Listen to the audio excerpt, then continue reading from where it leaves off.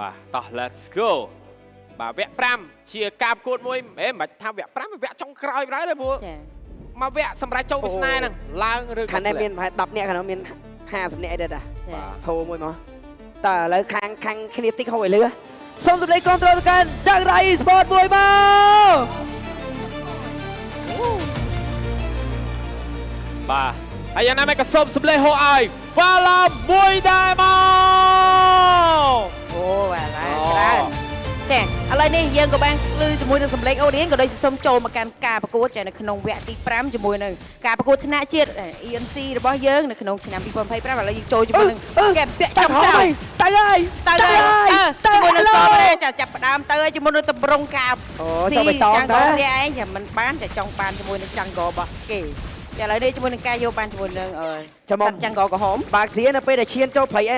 enemy ភ័យណាព្រោះអេរ៉ូនោះវាតាន់ពេញនៅ early ណាដាំមកមិញបើសិនជាគេដើរទៅដល់ក្រហមនឹងមានរឿងល្អមើលតែដឹងមិនមែនគេទៅក្រហមទេដោយសារជីសុនស៊ីនគាត់ជ្រើសរើសត្រូវវាយផ្ដើមពីបើក្រហមបើគាត់កំពុងវាយខៀវខ្លាចមិញយើងនឹងមានរូបភាពល្អមើលហើយវគ្គហ្នឹងចាញ់ឈ្នះតម្លៃហ្នឹងយកមកប៉ុន្តែឥឡូវយើងមើលឃើញអូចាយើងមើលទៅលើយីសុនស៊ីនចាយីសុនស៊ីនរបស់ Cameron គឺគាត់អត់ចូលមកស៊ីប្លូមុនទេគឺគាត់ចូលទៅយកជាមួយនឹង Jungler របស់ Kang ចាវ៉ាហាឡាមុនតែម្ដងចាឥឡូវគាត់ទៅលេងជាមួយនឹងបៃតង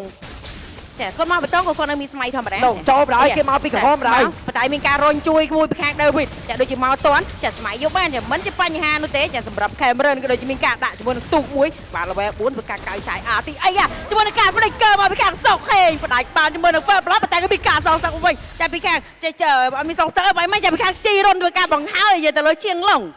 ជាងឡុងមិញគាត់អត់ purify អញ្ចឹងគឺអត់មានអីចេញទេតែមួយក្បាច់ផ្ដាច់ភ្លាមអញនឹង fail នៃការនិយាយគ្នាមែនអត់ណៃកើមានអារម្មណ៍ថា Romer នឹង mid បបួលចូលបើខៀវប៉ុន្តែចាំងឥឡូវតែអត់តន់ទេចានេះគេហៅថាលួចគេគ្រាន់ចាគេតាមតន់ក្រែលប្រហែលជាបាត់ពិសោធន៍របស់គាត់ម្ដងគឺតន់តែលើកនេះតន់តែស្អីបាក់ស៊ីគេបដក skill ទី2 40នៅ early ឥឡូវនេះទៅថតទី1ក៏មានការ respawn ចេញមកហើយក៏មានការបើកមុខមុនចាពីខាងវ៉ាហាឡាចាទៅថតបើកមុនប៉ុន្តែដូចជាមានការមក4នាក់តែម្ដងជាមួយការរុញផុតចាសម្រាប់មកអត់ទាន់ទេជាមួយនឹងសយកការយកបានកាត់កែមប៉ុន្តែមានការផ្ដាច់បានមួយទៅលើសុកហេងបាត់ហើយបាត់បងសុកហេងប៉ុន្តែវាយបន្ថែមបាត់បងជាមួយនឹងដេវីម៉ារ៉ាយកគៀលបានមានការបើកអាទីជ័យមួយពីខាងខេមរិនដោយសារមិនគាត់អស់វិញអាទីគាត់មានអាទីមិនជួយទេបាល់អស់សងទឹកមកវិញភ្លាមចាជាមួយនឹង2គៀ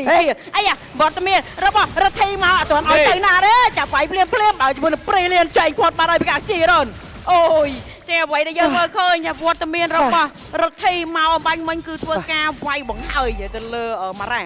ថាថលបាញ់មិញនេះគឺបានទៅលើដាក្រៃវ៉ាឡាយកបាន2 kill មកវិញរំពឹងថាគ្រប់យ៉ាងនឹងស្មើភាពគ្រាន់តែលើសតិចតួច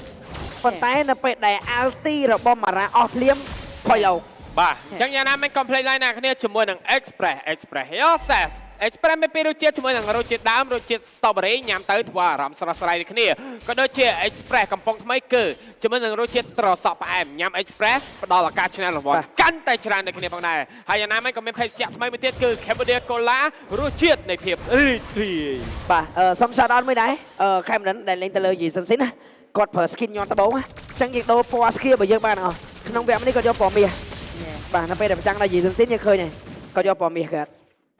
skin ហ្នឹងស៊ីនវាពណ៌ខៀវទូកវាក៏ខៀវដែរប៉ុន្តែក៏យកត្បូងមាសអញ្ចឹងគ្រប់យ៉ាងគឺពណ៌មាសទាំងអស់ចាឥឡូវ Cameron ក៏បានចូលជាមួយនឹង Hand Strike មួយបាត់ហើយចានៅក្នុងនីតិទី3បានជាមួយនឹង item មួយវាយបាត់ហើយអីជាមួយនឹងការ change map ឃើញប៉ុន្តែដូចជាដែរអូនេះមែនណាអានេះ season ហ្នឹងក្រោយដែរអូអា season ហ្នឹងក្រោយដែរនេះមែនត្បូងណា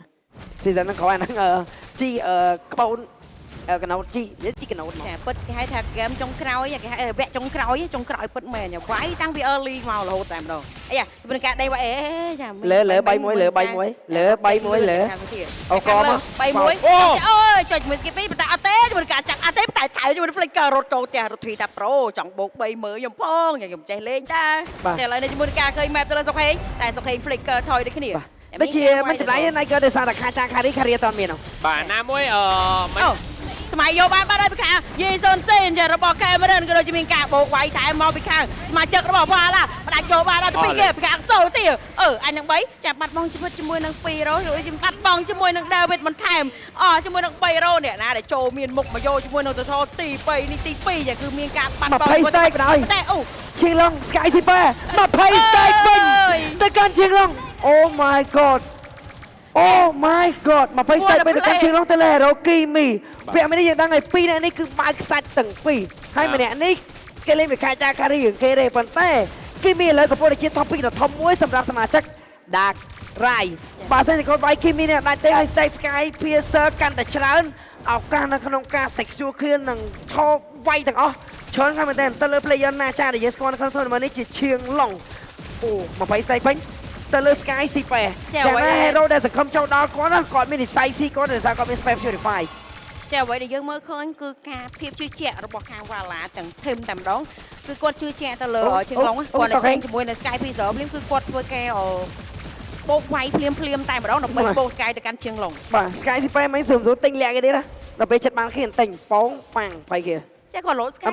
ដើមបើក team fight បោកឲ្យជើងឡុងយក kill តែម្ដង Turtle នេះគឺជា Turtle ទី3ហើយ Turtle មួយនេះគឺជា Turtle ដែលនៅ Experiment មានអារម្មណ៍ថា Turtle Experiment 3ដងមែនអូមែនទេ Expert Gold Expert ហ្នឹងហើយ Turtle ទី3នេះ Experiment យកជាមួយដល់គ្នាធីមទី1របស់ Uranus គឺជាធីមកាត់ឈាមបាទយើងស្គាល់ថាជា Dominant Eye ដែលឡើងមានការតា speed ទេនៅ Justice Poltron ចាកាចាគាត់កំពុងតែពាក់ចេញជាមួយនឹង Fleet ថែមមកហើយជាមួយកាចាឥឡូវទៅថលទី3របស់យើងក៏មានការនេះស្គាល់មិនមែនខាចាការីទេគឺខាចាគីមីបាទចាអត់មានអីនិយាយច្រើនទេបាយមិញគ្រាន់តែមក Plate គឺបាត់ស្មោលជាមួយនឹង Cameron បាត់គាត់ Cameron មែនគាត់មានបើក planet ព្រះមើលដែរតែគាត់ដឹងថាគេនៅនឹងដែរមិញតែគេលេងលឿនពេក Free ទៅថលណាគេ Free ទៅថលហ្នឹងព្រោះឲ្យបាត់បងជាមួយនឹង Cameron អត់មានអីចូលបាទតោះដល់ខ្ញុំមកចង់បន្តិចទេប៉ុន្តែរឿងវាត្រូវកើតឡើងមិនអញ្ចឹងហើយប៉ុន្តែខ្ញុំនៅតែជឿជាក់ថាមកខៀលទៅលើគីមីគឺប្រមាណប៉ុន្តែគាត់ណា hero ចូលដល់មានច្រើនណាស់ណាគ្រាន់តែSora អាចធ្វើឲ្យអស់ Spare Purify គាត់ពឹងទៅលើ team fight អញ្ចឹងគាត់ខ្ញុំមានអារម្មណ៍ថាគាត់រៀង stir damage បន្តិចសម្រាប់ខាង Dark Rai ហើយគាត់ពឹងទៅលើ Wambo combo របស់គាត់ពឹងទៅលើការលេងជាក្រុមអញ្ចឹងនៅក្នុងវគ្គនេះបើសិនជាការលេងជាក្រុមរបស់គាត់អត់សូវបានល្អទេគាត់ពិបាកក្នុងការវាយទៅលើខាងសមាជិករបស់ Vala បាទព្រោះ skill CC របស់គាត់ច្រើនបាទ skill Annoy គាត់ច្រើនតែសួរអ្នកបញ្ចេញ damage មានតែ Jason Sin ទេបើយើងនិយាយពី Loot Notch ត Loot Notch មាន damage គ្រប់គ្រាន់ក្នុងការប្រើជាមួយនឹង combo Ruby DD ទៀតបើអត់ Ruby DD ទេមានតែវាយម្ដាយអត់សង្ឃឹមឈប់បាញ់ហើយមកឈប់បាញ់បើកសាច់នៅពីមុខហ្នឹងហើយមិនរំពឹងថាបាញ់ដាច់ត្រូវបាទហើយ main actor ដែលគាត់ចង់បាញ់គឺគាត់ត្រូវបាញ់គីមីហើយគីមីណាណៃហ្នឹងដូចណៃក៏និយាយចឹងត Ruby DD តមានបាទតមានហើយបើហេងមាន Sky Super ទៀតបាទនោះចឹងរៀងធ្ងន់សម្រាប់គាត់តែ Ruby DD ផាច់នេះមានអារម្មណ៍ថាបើគាត់ធ្វើបានណាផាច់នេះបើគាត់ណាព្រោះដោយសារតែលំពេងសាឡងគេបន្ថែមនីមេកហ្នឹងហា Ruby DD ចុំមកអូដឹងហើយត្រូវលំពេងសាឡងទេ Lightning Transition ណាបាទប៉ុន្តែឥឡូវ topic ដ៏ធំគីមី30 stack hero តាន់លែងតាន់ហើយកបោខាចាការីមើលអត់ឃើញយកហ្មងគឺឃើញខាចាគីមីវិញអូកមកបាញ់ទឹកអស់អូកសល់អាល់ទីសល់ចាប់ជើងទី2ចាវិញចាសំខាន់គឺត្រឹមតែ6នាទីទេគឺមានការនាំមុខដល់ទៅ8 kill ទៅនឹង3 kill អញ្ចឹងលុយរបស់គីមីគឺល្អនៅក្នុង early ស្រាប់អីតែការីគឺគាត់មានពេលដែលគ្នាគាត់វាយបានល្អជាឈ្នះជាមួយនឹង team fight ច្រើនគាត់មានការ farm កាន់តែស្រួលអញ្ចឹងកាន់ late game គឺកាន់តែធំទៀតអញ្ចឹងយើងមើលឃើញតែត្រាស់របស់ Vala គឺជោគជ័យតាំងពីដើមទៅតែម្ដងបាទប៉ុន្តែដល់រ៉ៃនៅសល់ស្នៀតមួយណៃគឺស្នៀតដែលត្រូវតែធ្វើចាញ់ដូចឈ្នះគឺត្រូវតែធ្វើ Sora គឺត្រូវតែ Annoy គីមី off Purify បាទគីមី off Purify គាត់វាយគីមីបង្កប់មកតែបើសិនជាគីមី off Purify គីមីមិនហ៊ានដើរចូលគៀក team fight ទេដោយសារ Tiger Reed ចាំចាក់តែគីមីហ្នឹងទៅតែហ្នឹងតើគាត់ commit ណាបានន័យថាតតែច្បាស់ថាទី1គៀប lane carry កុំឲ្យមានពេកហើយគីមីដឹងថាអត់បានវាយទេដោយសារ2 hero ហ្នឹង lock ទៅលើតែមួយជាមួយធ្វើបានអត់ប៉ុន្តែគីមីស្ថិតនៅក្នុងប្រភេទ hero ដែលដៃវែងហើយអាផាច់ចុងក្រោយហ្នឹង spell flick មែនទេខ្លះឆ្នាំមុន spell flick ដករែងបន្តិចហ៎យ៉ាដឹងលោតដល់គីមីអត់ហៅដៃវែងណាគីមីហ្នឹងចេះឥឡូវមកត្រឡប់មកវិញហើយជាមួយនឹង game របស់យើងចាគឺជាមួយនឹងវគ្គទី5តែវគ្គចុងក្រោយនេះមានអារម្មណ៍ថាមានអ្វីដែលធ្វើឲ្យយើងនឹកស្មានម្ដងច្រើនមែនទែនអូចុះបើ Q វិញបណ្ដោយលើ2តនឹងមួយអរេគេបើកបណេព្រះគេបើកបណេព្រះមើលដែរគាត់ចេញមក clear lane ម្នាក់ឯងអញ្ចឹងគាត់មានបទពិសោធន៍មិញម្ដងហើយគាត់រៀងប្រយ័ត្នប្រយែងជាងមុនសម្រាប់ Cameron បាទជប់ខារីដូចជាអត់មានដៅខ្មៅណាគាត់ដូចជាពាក់ Golden Staff ហើយនេះយកមក ជាមួយនឹងគេខ fail ជាមួយនឹង ultimate បាត់ហើយពីខាងរត់ធី flicker ជាមួយនឹង ulti បាញ់ ទាំងឈិងឡុងអត់ purify ទៀត ចានៅសល់ជាមួយនឹងសុកហេងក៏ដូចជាដាវីតចាំមើលតើអាចធ្វើការឆ្កឹះឈៀងឡងចេញពីក្នុងធីមវាយឬក៏ធ្វើការចាប់ជាមួយនឹងឈៀងឡងបោកយកបានដែរទេចា អត់អីទោះជាគេមានដៃ3វា purify តែអ្នកដែលមានចាប់3អត់ណែ ស៊ូយូព្រិចក៏តែមាន ruby ទៀត ruby ថៃក៏ដែរតោះអត់អីដាក់រ៉ៃនៅតែប្រើការលេងជាក្រុមបញ្ចប់ឈៀងឡងបានបាទ បាទនិយាយទៅត្រាស់បែបនេះពីខូចដាក់រ៉ៃគាត់រំពឹងទៅលើ Fireman Spirit របស់គាត់ហ្នឹង មានការបោកជាប់មួយទៅលើដាវីតអាយ៉ាជាមួយនឹងការចាសម្រាប់ចាត់ធ្វើការបោកយកចាប់ជាប់ពីរវាយការីមកពីក្រោយជាមួយនឹងការផ្ដាច់បានទៅលើដាវីតមួយបានទៅហើយពីការីរបស់រក្សាដេញវាយដល់ក្រោយចាហ្វែលជាមួយនឹងទេវាយមួយគឺដេញបាញ់ free ក៏ដូចជាវាយ free ពីខាងឈៀងឡុងក៏ដូចជារក្សា បាទដូចបាននិយាយចឹងនៅពេលដែលគាត់យកតារាភិបបែបនេះគាត់បានតាអណយនៅក្នុង team fight តែជាក់ស្ដែងយើងឃើញរូបភាពហើយធ្វើតែចាប់សូបជាប់2ឬ3ក៏ដោយតែមាន damage វាយ បាទ អត់មាន damage វាយទេពឹងទៅលើ Lunoch តែ Lunoch អត់មាន item 3 4 item ឡើងទេគឺបាញ់គេអត់ឈឺដូចគ្នា ចាំមើលក្មេងតូចស្អាតខែមរិនធ្វើមួយរឿងសិនធ្វើចេញឬក៏មិនចេញ ចេះអីអត់អីសម្រាប់ទីធម្មតា40 stack បណ្ដោយ អីមានការបោកបញ្ចូលមកអាល់ទីមួយចៃពីខាងសូរ៉ាទៅអើយជាមួយនឹងការបោកញ៉ាច់មួយបតៃជីរុនជាអ្នកបង្ហាញលុយរេទៅសូរ៉ាក៏ដូចជាការវាបាត់តែប្រគិតកាត់ជីរុនម្ដាយជាមួយនឹងការមកពីក្រោយតែសុធាជាអ្នកបង្ហាញលុយរេក៏ដូចជារក្សាធ្វើការចូលមកបញ្ចប់ទឹកតែម្ដងជាមួយនឹងការយកបាន3គីលមុននឹងធ្វើការវាយជាមួយនឹងឡតទី1បាទយ៉ាងណាក៏ដោយមិនមែនក៏ចូលខ្លួនទៅលើជីរុន2គីលដែរបាទអត់ចូលឈៀងឡុងហើយតសាថៃគេធ្វើបើតែយើងមើល position របស់គាត់ដូច over តែអត់ទេទី3ដែលយើងគាត់ថា M David គឺគាត់ត្រូវតែទិញគីមីចេញពី team fight បាទយើងឃើញកន្លែងនេះគឺថៃគេទៅឈរក្បាត់ចោលមកគីមីមកដើម្បីមកឈៀងឡុងបានបាញ់តែយ៉ាងណានៅខាងក្នុងក៏ damage គ្រប់គ្រាន់នេះគ្នាដែរណៃក៏បាននិយាយចឹងមេ damage នៅលុននោះបាញ់ទៅ hero តាន់នេះក៏មិនអាចបាញ់ម្នាក់ឯងជាមួយនឹង chaos damage របស់គាត់ទេ Uriner និង Baxia ស្ថិតនៅក្នុងប្រភេទ hero ដែលរំពឹងថាគេ one shot ពី hero ឡើងលើនិយាយទៅមិនមែនថៃការីរបស់ David គឺចាប់ទៅលើឈៀងឡុងឯងចំណែក Uriner របស់សុធាគឺដេញទៅលើ Lunoch ហ្មងឆយ Lunoch បាញ់យកហ្មងបាទបើខ្សាច់2បាញ់មែនណាបាញ់បាញ់តិចទៀតដឹងឡូវហើយបាទអូបីអាធីមចាំតកយតែណៃកើមកខ្ញុំមើលខុសអូខ្ញុំមើលត្រូវដែរនេះក៏ចាញ់អាពីរនេះមុនមកចាញ់នេះតាមខុសហ្នឹងហើយគាត់ពីអានេះមុនណាបាទឡបាទនេះជាចំណុចដែលយើងអាចលួចពីគេបានដែរអ្នកគ្នាជាមួយនឹង Carry ក៏សិនសៃ Golden Star បន្តមកបាន Demon Hunter ចាឥឡូវលោទី1ក៏មានវត្តមានដែរនៅខាងផ្លូវបឋមលែនខាងក្រោមសម្រាប់ T1 Turret គឺអស់ទាំង3ផ្លូវបាត់ហើយជាមួយតែលោទី1នេះអាចយកបានជាមួយនឹង T2 Turret ទាំង3ផ្លូវបានដែរទេចាសម្រាប់វ៉ាឡាបាទសេដ្ឋកិច្ចកណ្ដាលណា 6k Gold បើសិនជាយកបានប៉មទី2 1 2 3ប៉មទី3 1 2 3ទៀតអាចនឹងមកឡតទី2អាងឹតមកស្លុបបើជាមួយនឹងប៉ណេតព្រះមួយដើម្បីទប់ចាជាមួយនឹងមាននៅខាងផ្លូវមិតចាបើគេចាបាញ់អាទេតែមានយន្តការចាក់គ្រីលៀនមួយមុនអត់មានឲ្យធ្វើការចាប់ក្តោបជាប់ទេបាទមិន damage purify ទាំងពីរណាក៏3ថែមមួយសូធាមួយទៀតអេពេក hero គេ e skill ច្រើនពេកស្បែកបើកសាច់នៅយកនៅឃើញយក purify ទេបាទ hero ឆយគេវាយទៅបាទអានេះអ្នកដែលឆយគេវាយក៏អាចរត់បានដែរណា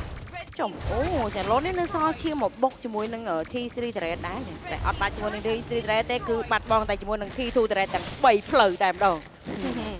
លុយបានតែដូចបានរំពឹងទុកថាឡូននេះគឺត្រូវតែយក T2 អស់ Yes sir 7k ក៏លិតដដែលទេចាបាទឥឡូវគ្របយកឲ្យសัตว์ព្រៃ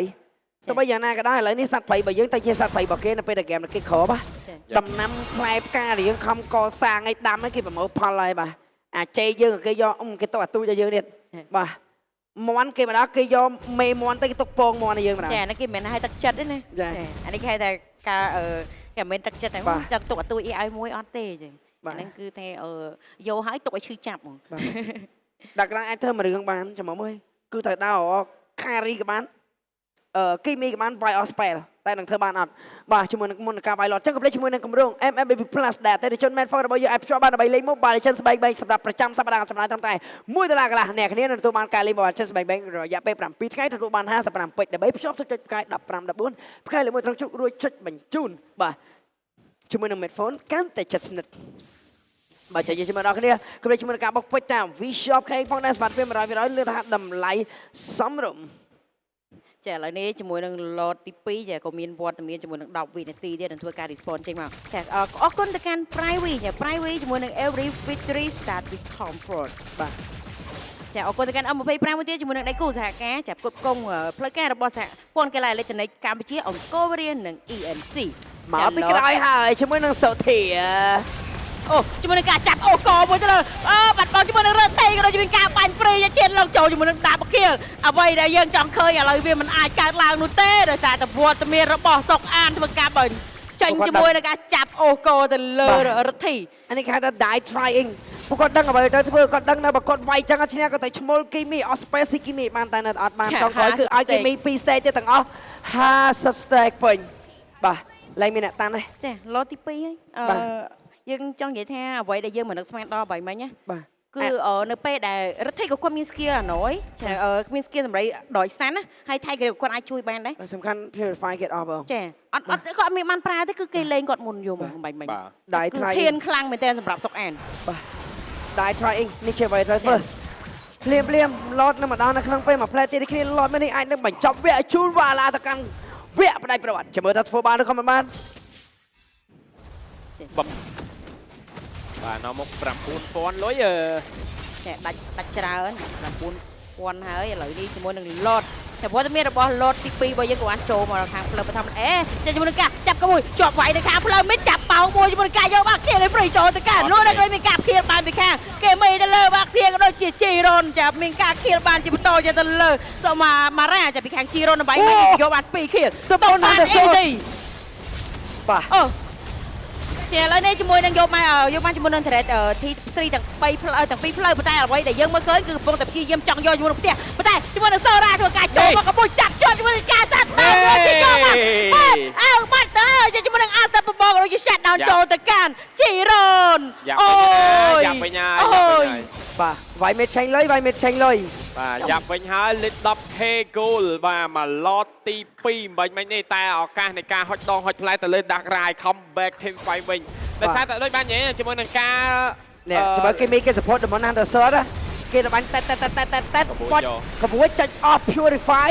មានណាសំខាន់ purify ចាច់ជឿដល់ចូលដល់ក្នុងហ្នឹងលូននុតបាញ់ chaos មក chaos ទៅបាទគេហៅថារូប BDD ចឹងឥឡូវដែលយើងនិយាយហ្នឹងបាទលូននុតបានរៀងផ្សេងតែគាត់ដូចគ្នាចិត្តគាត់កំពុង control ពេកឥឡូវលូននុតចេញជាមួយនឹង divine clay មួយទៀតចិត្តគាត់ control ពេកគាត់ទៅឈរវាយមកផ្ទះហើយ purify ចាច់យឺតគេអស់ចូលក្នុងបាត់ហើយហ្នឹងហើយពេលហ្នឹងអស់ទី1ទៀតហ្មងលូននុតបានបាញ់ លូននុតនេះដូចជា60 stack ហើយ Sky បាទไอ้ frog អាចទាយមួយ Sky បានខ្ញុំផងសួរតែមិញហ្នឹងហើយលូននុត60ហ្នឹងហើយដល់ពេលឈៀងឡុងកាត់30-40%សល់30ជាងហ្នឹងចាបើសម្រាប់ឈៀងឡុងគឺសល់34អាចនឹង34ចា34បាទ Oh my G មួយមកវិញដូចគ្នាមិនឌីមេកមានរៀងខ្លួនតែលូននុចមានពេកក៏បាទដែរលូននុចមិញអ្វីដែលអ្នកគ្នាមិនគូមើលរំលងបាទមកហើយចេះ Sky នេះមួយសម្រាប់មេកទៅពេកអូលេងជួយកាចាលេងជាមួយនឹងរួមតែរួមបាត់ស្មៅលូននុចនេះចង់យកជាមួយនឹង plot វិញនេះមករុក BDD គេមានឌីមេកណាយ៉ាជាមកក៏យក line នេះក៏ឡដែរមិនយកតែភាពមុនឡដើរទៅដល់បាញ់មិញគឺ lit 9k ជិត 10k ចាគាត់ថា comeback មក team fight វិញភ្លាមចាគឺឡើងលុយមកខុសតែ40ដែរអូ40បាទគាត់ឡើងតាន់ណាឡើងតាន់ណា2គ្រាប់3គ្រាប់ណាចប់ចាប់ដើមមើលឃើញអើយបាទជាចុងដៃជាចុងជើងមកសំប៉ែចាឥឡូវសុំសំប៉ែមួយសិនចាបាទម្ដងយើងម្ដងគេចាបងសុំផ្អាកសុំទ្រីហ៎សុំម្ដងយើងម្ដងគេចាសុំទ្រីសិនបងសុំទ្រីសិនជាក់ជើងលិត 10k វាយដល់មកផ្ទះសល់ 1k 5ជាចុងដៃជាចុងជើងបាទចាឥឡូវយើងសួរ audience សិនព្រោះអារម្មណ៍ពេលនេះអូមិនថាតែ caster មិនថាតែ player ទេគឺ audience ទាំងអស់គ្នាចាឥឡូវចង់ដឹងថា audience នៅមាន power សុំធ្វើការ strike មួយគ្រប់ត្រូលទៅកាន់ team របស់យើងមួយមកបាទចាឥឡូវឲ្យដាក់ដៃទៅមុនទៀតចាតោះអ្នក control នឹងគិតទៅដាក់ដៃឡើងទៅវា grand final សូមលេងឲ្យដាក់ដៃ e-sport មួយមកបាទចុះចំណែក team the Viking របស់យើងផងដែរកុំឲ្យគេ comeback បានមែនឬមិនមែនណែ 10k មកសល់ 1k កន្លះតែសម្លេងហូននៅតែប៉ុណ្្នឹងដដែលបាទមានមកបាក់អីម៉ាទេបាទនេះគេហៅថាfandom របស់ Valorant the Viking ចាតែគ្រូសាធំចាយើងអាចហៅសំនៀងគាត់ថាគ្រូសាធំហ្មងបាទរំថត់ណាឥឡូវលូនុចជាតួឯកដែរពីអ្នកគីមីតួឯកមានម្នាក់ម្យ៉ាងតាមពិតទៅបើយើងនិយាយឲ្យដល់តែម្ដងមិញហ្នឹងគឺជាការហុចដងពីវ៉ាឡាសុតសាតទៅតែម្ដងជាភាសាគឺណាចាបាទដោយសារតែគេនាំមកគាត់នាំមកគេ 10k ហើយឡតមកហើយកញ្ជ្រោធ្វើអី ba cái chỗ thì ấy chạm mấy cái mau bài tay cái chỗ mười cái đây muối máu phù quạt nè nó một cái mình cái nó một quạt bà tay mà coi cái chỗ thôi bơi hot đòn hot play cái chập cầm bút bay nè buôn nè giờ skill thông chi trí bi thằng chanh giờ tay em đòn តែយើងចូលមកដល់នីតិនេះគឺយើងអាចមើលរំលងជាមួយនឹងរក្សាបានដែរជាមួយនឹង carry របស់គាត់ណាព្រោះអីគាត់កាន់តែ late បើសិនជាមានការ fail ជាមួយនឹងការចាប់ទៅលើ Kimmy ហើយឬក៏គាត់ចាប់បាន Kimmy ដែលគាត់អស់ជាមួយនឹង stand ឬក៏ skill AoE របស់គាត់ណាគឺ Kimmy carry របស់រក្សាគឺមានឱកាសក្នុងការ sub free តែម្ដង มันธรรมดาទទួលស្គាល់គាត់ថា carry វាចែកអា Rafa វាហ្នឹងតែ10វិនាទីហើយចឹងវាធ្វើឲ្យវារយៈពេលដែលវាខ្លាំងវាមានចំនួនកំណត់តែបើគីមីអញ្ចឹងរហូតខ្លាំងរហូត តែយើងអាចនិយាយថាពីរហ្នឹងបូកចូលគ្នាវាទៅធម្មតាតែ50 50ហ៎តែដល់ពេលគេមានឥឡូវពង100 carry 50ទេ150អាចលេងចាំមើលខាចា carry ឥឡូវដូចជាលេងចង់ធំអ្នកបើកមុខគេពាក់ជីវិត2ហើយអ្នកបើកមុខរបស់ Dark Side មិនជីវិត2ពេញហ្នឹងបាទដូច Dark Side នេះអីទៅបីអត់មានជីវិត2បាច់ខ្វល់ឲ្យដៃចាំងឥឡូវលឿនដូចអាមិចចេះអត់ជីវិត2មែនចិត្តងាប់ចិត្តទិញ1នាទីទិញបានហ្នឹង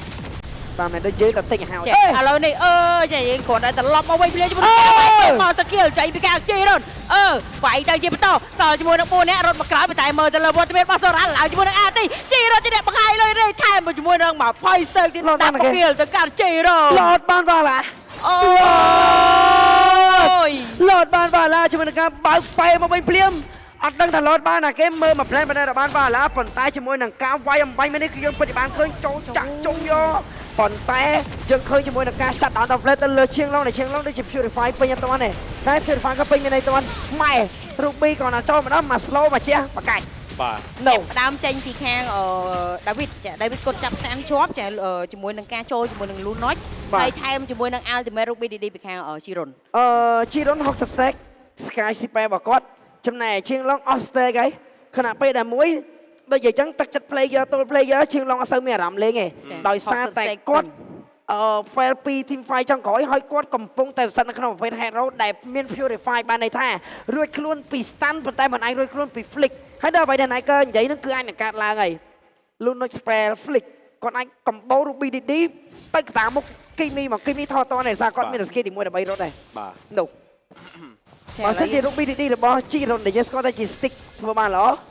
មកទៅយកមកចាខ្ញុំបានឃើញហើយជាមួយនឹង Chiron ក៏បញ្ចេញជាមួយនឹង Winter Crown ជា item ចុងក្រោយរបស់គាត់ចាក៏ដូចជា Cameron បាយមិញគាត់ចេញជាមួយនឹង Blade ដូច Spare ក៏ដូចជាមានជាមួយនឹង Carry បន្ថែមមកជាមួយនឹង Rose Gold ចាអាយ៉ាផាមកដែរជាមួយនឹងជឿចាញ់វគ្គអ្នកដែលចាញ់វគ្គមិញនេះសិតតែយប់ជាពិសេស2នាក់នេះណាគេចាញ់អ្នកនឹងអ្នកយប់ព្រោះលក្ខណៈវគ្គហ្នឹងគឺនៅដៃ player 2នាក់នឹងយកមកចាប៉ុន្តែម្នាក់នេះគេអត់បរាជ័យណាតែអ្នកនេះគាត់បរាជ័យពី team fight បាទអញ្ចឹងលទ្ធផលនៅក្នុងថ្ងៃនេះយ៉ាងណាខ្ញុំសូមឲ្យការប្រកួតមួយនេះជាអនុស្សាវរីយ៍ដ៏ល្អមួយសម្រាប់ទាំង Valhalla និង Dark Side ក្រុមមិនដែលឡើងបាន Grand Final Tour ធំនោះទេប៉ុន្តែ performance របស់អ្នកទាំងអស់គ្នាថ្ងៃនេះគឺស័ក្តិសមជាក្រុមដែលឡើងទៅវគ្គផ្ដាច់ប្រវត្តិបាទចាឥឡូវយើងមកមើលឲ្យជាមួយនឹង game របស់យើងគឺឡើង OU ដែរចាសម្រាប់វគ្គទី5នេះចាគឺ all in 18នាទីអត់ទាន់ដឹងចាញ់ឈ្នះទេគឺនៅមួយចានទឹកមួយចានគោកនៅឡើយទេសម្រាប់គាត់ពួកគាត់ទាំងពីរនាក់បាទចាឥឡូវនេះ Winter Crown ចូលទៅកាន់ Mara ចាហ្គេមកំពុងតែរងចាំជាមួយនឹង Lord អីយ៉ាមានជីវិតពីរអត់ខ្វល់តែខាចាទាញទៅក៏ទៅទាញទៅអត់ចាទាញខ្ញុំមកអូខ្ញុំទៅវាយមើលបាទមានជីវិតពីរដើរបើកមុខចឹងហ៎គេអាហ្នឹងមានជីវិត2ហ្នឹងបើសិន Xbox មានជីវិត4តែអ្វីយើងមើលឃើញគឺ David គាត់អត់សូវចេញមុខមុននេះគាត់ផ្ដល់អត្ថប្រយោជន៍ទៅកាន់រក្សារិទ្ធីចារិទ្ធីជាមួយនឹងសុខេងជាអ្នកចេញមុនគាត់ចាំបង្ចប់ជាមួយនឹងការក្តោបជាប់ទាំង4ទាំង5អូអោទៅធ្វើអ្វីទៅធាបាទមួយសុធាជ្រះថ្លាមួយចាមានអារម្មណ៍គាត់ហ៊ានកជ្រោលដែរណាសម្រាប់ឡូតនេះចាឡូតនេះគឺជាឡូតទី4